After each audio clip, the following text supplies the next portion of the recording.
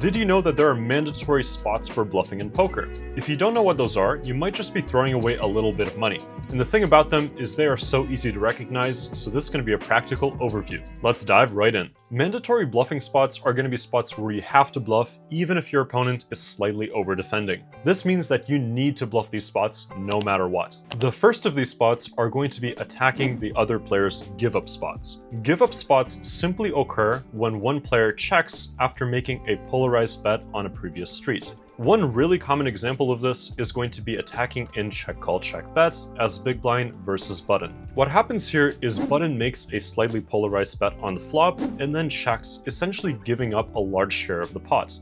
As a result, as big blind, we need to bluff 100% of the time on this river. We can understand the reason for this a little bit more by just thinking about some basic poker theory. In poker, all bets are going to be slightly polarized. So even if your opponent is making a small bet, it means they're usually betting more strong hands than medium strength hands. As the defending player, we're always going to have some hands that are indifferent versus our opponent's bet. Now, one important theoretical concept that is crucial to understand is that these hands are indifferent in part because our opponent is expected to give up at a certain frequency after betting. We can use this illustration to show exactly how our opponent keeps us indifferent on each street. You can see that on the flop, our opponent has some value hands and a lot of bluffs. On the turn, our opponent is still going to keep betting their value hands, but they will have to give up some of their bluffs. And on the river, they still keep betting all of their value hands, but they only have a few bluffs left over. Now, when our opponent checks, their range is going to be very, very air heavy, which means that we are able to capitalize on that by making a bet ourselves. As a result, you'll see that the solver is going to bluff 100% of the time in the check call check bet spot. On this particular river, you are giving up about 1.5 big blinds by checking instead of bluffing these combos. So it's always important to bluff here. And there's one more related concept to this point. How polarized our opponent is going to be determined by the bet size that they use. If our opponent is using a smaller bet size, then obviously they're betting a lot more weak hands, and so the range is going to be slightly less polarized. Versus, if our opponent uses a very large flop bet, this means they're only value betting their strongest hands and a lot of bluffs. This would be a very polarized range. So when our opponent checks after making a very polarized bet, they're going to have a lot more give-ups in their checking range. As a result, it's much more important to bluff in check call check bet when your opponent has made a larger bet on a previous street. If we change button's flop c-bet size to a larger bet, say around 75% of the pot, you can see that we're now giving up around 6 big blinds by not bluffing on this river, instead of the 1.5 big blinds when they were only using that small bet. If your opponent makes a large flop c-bet and you find yourself giving up with a bluff on the river, you're simply losing money. So remember, always attack your opponent's give-up spots. Now, the second mandatory bluffing spot is going to be the value overload spot. The value overload spot occurs when we obtain so many new strong value hands that we actually don't have enough bluffs, and so we have to bluff 100% of the time when we do hold a bluff. On King 6, we're using a medium flop c-bet with basically our entire range. Under the gun is calling with many under pairs, second pairs, third pairs, and ace highs. On the turn, we use a small bet here, betting a lot of trips, over pairs, second pairs, etc. Most of our bluffs here come from ace highs, and this is super important. Now let's look at the river, the ace of clubs. On this river, a lot of our former bluffs, the ace highs, now turn into top pairs. So we get a lot of new strong value here, and we have to find bluffs elsewhere. The only real weak hands we have on the turn were the low pairs and the no-mate hands. And because these are the only bluffs we have left over, these bluffs become mandatory. Essentially, the ace of clubs is like hitting a jackpot with our range. We have so many strong and medium strength hands and so few bluffs. So when we do hold a bluff here, we have to bluff 100% of the time. On this river, again, you can see that you're giving up around 6.5 big blinds by never bluffing with a hand like 5-4 suited. Even those low pairs have to bluff here.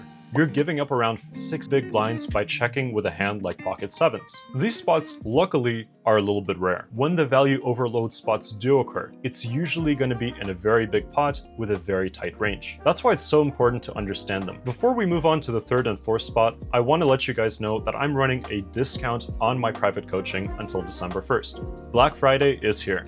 In the coaching, I provide not only a theoretical overview of the spots, but I provide detailed mass data analysis using my own unique beta and gamma score method, which helps you understand how to structure your strategy, where to bluff, where to value bet, etc. Poker is all about making good predictions about how your opponents play. And the game is complex because there's so much information that you can use to make those predictions. So my job as a coach is to filter through all that information and give you something practical that works. I've coached students from low to very high stakes, so if you're really interested in this offer, check out the website, 40% off, get more info there. Alright, but let's move on to bluffing spot number 3. And this is actually going to be the Rangebet spot. There are some spots where range betting is mandatory. Consider small blind versus big blind on King, King 3 Rainbow. This is a spot that overwhelmingly smashes small blind's range. They have so many strong hands and such a big range advantage that they're able to bet 100% of the time. What's important to note is that every single hand has a strong preference towards betting. Even hands like pocket jacks are losing a lot of EV as a check. Now this occurs because small blind's range is so strong here that button actually has to fold a lot versus this medium-sized bet. As a result, all the medium strength hands in our range actually benefit as a bet. Hands like pocket 9s and pocket 10s still get called by worse, but our opponent has to fold so often that we sort of get a discount on this bet as well. Here's one good way of thinking about the EV of pocket 10s as a bet. Obviously, part of the EV comes from getting called by worse. We actually like getting called by hands like ace queen, ace jack, and ace 10 here, despite the fact that these are overcards versus our pocket 10s. Likewise, we would love to get called by hands like ace 9 and ace 8, but getting a fold is also very good when the hand has substantial equity versus our pocket 10s. So sure, getting called is better, but getting a fold is also very valuable. So when our opponent is forced to fold so much because of their range disadvantage, we have such a discount on betting that we just want to bet with our entire range. It's important to recognize these spots because any other strategy is going to be inferior. Usually, we can choose whatever size we want on the flop, and it's not going to affect the EV of our strategy too much. But here, it does. Using GTO Wizard AI, I changed the flop bet size to 75% of the pot.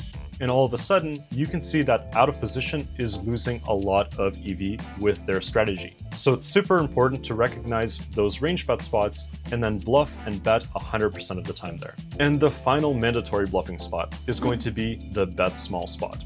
And this one is a little bit more nuanced. The bet small spot occurs when you have a lot of hands in your range that want to use a small bet size. Usually, this occurs when one player has a lot of strong but not nutted hands in their range. I think this is best illustrated with a few different examples. This is a very common spot. We're playing as big blind versus button. We face a small c-bet on the flop, we check raise, and the turn is going to be a flush completing 4 of spades. Before we take a deep dive into the turn strategy, I think it's vital for us to understand both players' ranges. When big blind check raises on the flop, they have a lot of strong hands like sets, 2 pairs, strong top pairs, etc. A lot of the bluffs will also come from flush draws. Now button's calling range is going to be a lot more condensed to those pairs that they bet on the flop. Now when the flush completes on the turn, big blind will actually use a small bet size with almost their entire range. Big blind has a lot of flushes on this turn, but they also have a lot of strong but not nutted hands. These are the straights, the sets, the 2 pairs, and the strong top pairs, which raised on the flop. These hands are devalued on the turn because of the flush completing, but they're still strong enough to make a small bet.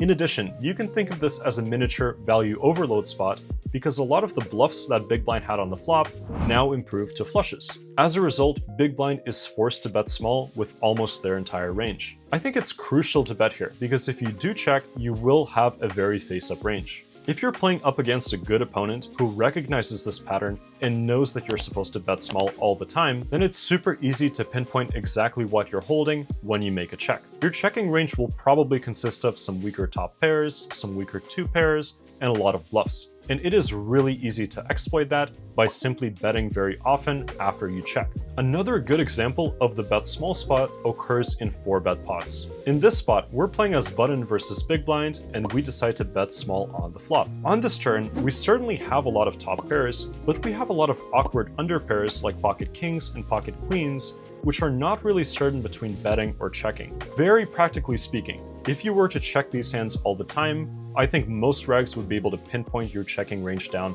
very easily. Playing as big blind, it is super obvious that when button checks, they probably have something like pocket queens. So the solution is to actually bet these hands sometimes and then also bluff very often. One thing that I found super interesting while filming this video is that sometimes our reason for making that mandatory bluff is theoretical, and sometimes it is practical. So in the give up spots or in the value overload spots, we have to bluff no matter what because the solver says so. But other times, it's just because our opponents will be able to exploit us if we have a very face-up checking range. I like to blend theory and practice together, so if you like this video and you like the way that I teach poker, definitely check out the private coaching on the website. I teach a lot of theory and a lot of mass data analysis packaged in a very practical way. This is seriously designed to get people to high stakes. So go on the website for more info, offering 40% off, and if you'd like to learn more, book that free consultation on the website or just hit me up on Discord to talk about it. I hope you guys enjoyed the video, and I'll see you in the next one.